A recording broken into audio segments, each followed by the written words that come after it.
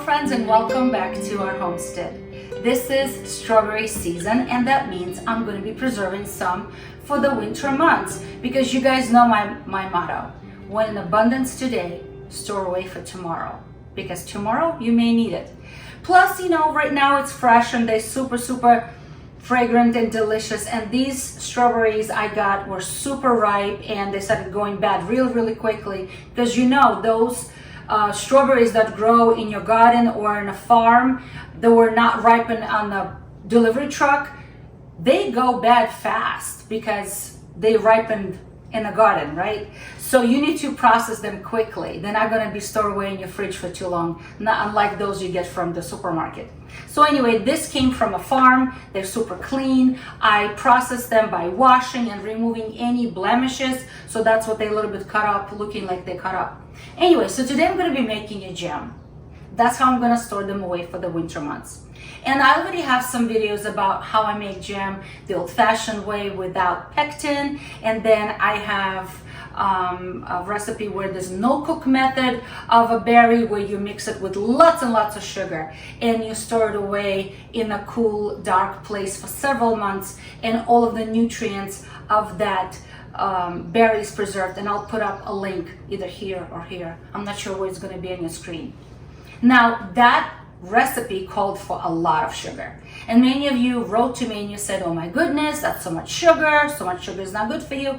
And I will agree with you, it's a lot of sugar, but the sugar in that case is the preservant. That's what's going to keep that berry from going bad and ferment and going bad. So that's why it's so much sugar. Plus, when you have a jam like that, it's not like you're going to take a jar full and you're going to start eating it with a spoon. No, you use a teaspoon here, you put it in the fridge, you use a teaspoon there, put it back in the fridge. So it's not like you're going to be using a lot of it, okay? So this jam today is very different, very different. It's not going to call for sugar at all. Instead, we're going to be using honey.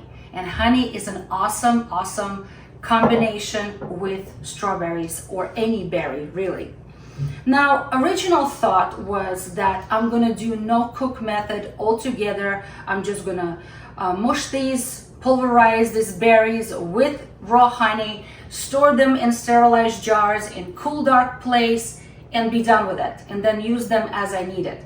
However, because these berries were so ripe, and that they started having so many blemishes, and even though I was cutting out a lot of those blemishes, I think that it will be safest if I cook the strawberries first.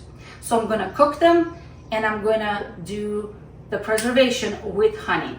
I already have a large pot of water boiling, disinfecting my jars, because the jars have to be nicely disinfected and clean, okay? So that's where they are. And I'm also going to get my lids and rings also nice and hot and ready for canning. All right, so let me show you how I'm gonna make this jam with honey, strawberry jam with honey. So we're going to need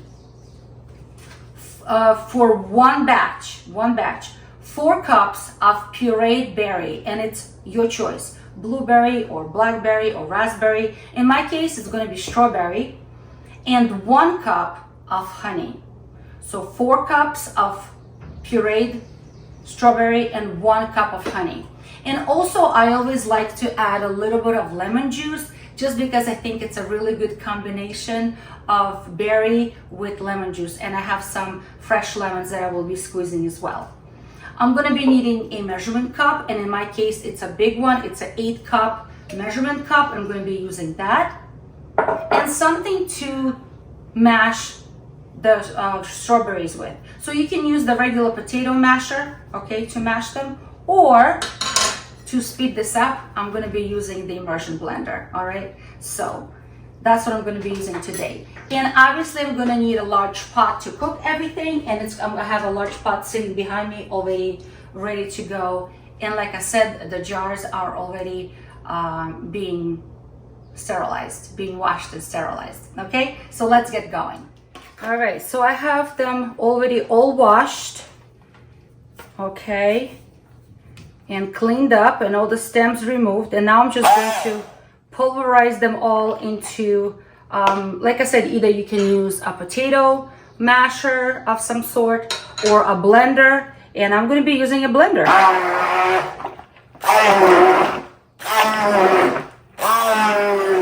So everything is nicely mushed up and pulverized, and I'm just going to measure out, I think I'm going to use a smaller measurement cup. I'm just going to measure out how many 4 cups I need. So 2,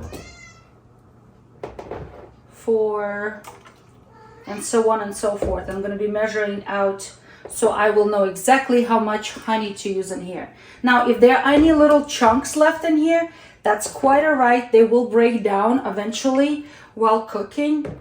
So total, I just measured everything, is 38 cups. All right, and now I need to do the math to determine how much honey I'm going to need for this batch.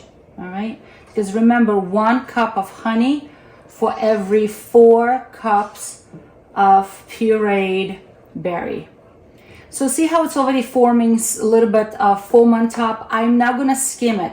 I know there's some people who prefer to skim it. I don't, because in my opinion, that is actual natural pectin that is being created by a fruit or berry. So I'm actually going to leave it here, let it do its thing. Eventually it will disappear. So I'm just going to cook it for a while. It has to come to a boil. I also gonna get the lemons ready, lemon juice ready as well. I'm gonna add that to the strawberries as well. So I want to address a question that I can predict is coming. I just can feel the question will be coming. And the question will be, why are you making jam with honey? You can always do it with sugar. But honey has more benefits. Then I'm sure the question will come, well, if you heat the honey, isn't it becoming carcinogenic? So yes, I have read that there was a in vitro test done that showed that maybe it's carcinogenic, right? However, a bigger study was done in Germany that disproved that.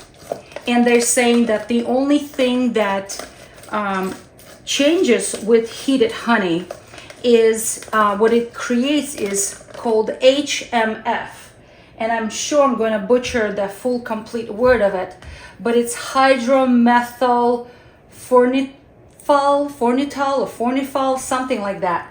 So that is basically a sugar molecules in the honey that begin to dehydrate, and they create this HMF byproduct of cooking honey, right? So this HMF is also found when you cook many other things. For example, when you put a piece of bread into a toaster, and that creates a nice little caramelization on the bread, that also is HMF. Now, are you no longer going to ever toast your bread? I don't think so. So other things, when you're cooking and caramelizing onion or meat or something, it also can create that HMF byproduct of caramelization or cooking on the sugar molecules. So that is why I'm not very afraid of using some of the honey for my jam. All right. It will pasteurize the honey. Obviously, it's going to be pasteurized, so it will remove some of the microorganisms that were alive in raw honey, obviously. But the honey will still be good as far as the preservative. Okay. But I also decided to do something a little bit different. I'm not going to put the honey early on and cook it with the strawberries, okay? I'm gonna add honey a little bit later, so still to try to minimize the amount of cooking time for the honey. All right, guys? All right, so I think that should be good. I'm gonna measure out my lemon juice, because I like to put about a teaspoon to a teaspoon and a half per each cup of of strawberries. Okay, so this has been cooking for about 15 minutes and it started rising like crazy. I had to turn the heat down a little bit, so it's still bubbling. And do you see all this foam that it's making? I am not skimming it off. I'm leaving it there. It's all there. And at this point, I'm gonna start adding the honey. And remember, the ratio is 1 cup of honey for every 4 cups of, oh my goodness, I gotta turn down the heat because it's gonna overflow again. 1 cup of honey for every 4 cups of strawberry, all right? So, and I'm gonna turn down the heat. Now, I'm not gonna cook this too long. I just wanna wait for this to come to a boil, okay, all together. And I'm gonna be testing it. If you guys have watched my previous videos, you know that I love to test my jams to see if they have set properly with a plate that I previously placed in the freezer for a few minutes, so it's nice and cold. I need a whole lot more honey for this because I have a whole lot of strawberries. My girls were just telling me that when they were watching me make this jam, it reminded them of a cartoon they used to watch when they were little. It's a Russian cartoon called Misha and Masha, or Masha and Misha, and where Masha makes this strawberry porridge, and she's running out of space and she fills up every container in the house. All right, so it's still quite runny, so I'm gonna add this one as well, and I'll show you what it looks like later when it comes to a boil. And today I'm going to be using these new jars. It's going to be the maiden voyage, and it's called ForJars. And they have wide mouth and they have regular mouth, and the instructions are that you need to wash the jars, lids, and the bands in hot water. Then you need to place lids into a pan and bring it to a boil to help achieve the vacuum seal. So these are the guys I'm going to be doing that. And then I'm going to be canning them the regular way. So this is a brand new company. I've never used them before. It's going to be brand new voyage, first time use. I'm excited to try these lids and for my canning. Yeah, it's called ForJar. Okay, so now it's time to test it and see if it's going to be thick enough to set. And this is my method, because remember guys, I did not put any pectin in here. All right, no pectin, only the natural stuff. Okay, so I'm gonna take a little bit of the jam on my cold plate that I had sitting in the freezer, cooling off, and I'm gonna put a finger line through it. If it runs back together, it's not ready. Guess what? It's not running back together. The jam is ready. Well, something happened to my recording, and it did not record how I'm putting them on the jars, how I'm processing this in a water bath canning for 20 minutes, because these are little pints. I processed them in a water canner for 20 minutes, but I wanted to show you what the strawberry jam looks like.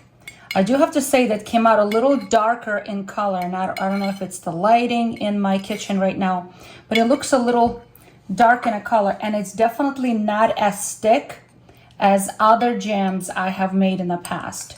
But you know what though, it's quite all right. It can be still used beautifully, especially when you want to put a little bit on the toast, and it will soak up in the bread or on your toast. So this is going to be a really good jam because it was made with honey. Maybe that's why it's a little runny. All right, so let's give it a little taste. Oh my goodness, summer on a spoon. That's what it is, summer on a spoon. It's so good. And you can literally eat it just like this, but it will be really good on with tea or with a little bit of toast. It's gonna be really good. Delicious. All right, friends, so this was my first time canning, and I'm gonna put this in the fridge now because I opened it. But this was my first time canning jam, making jam with honey. So I hope you guys are encouraged and you try something new.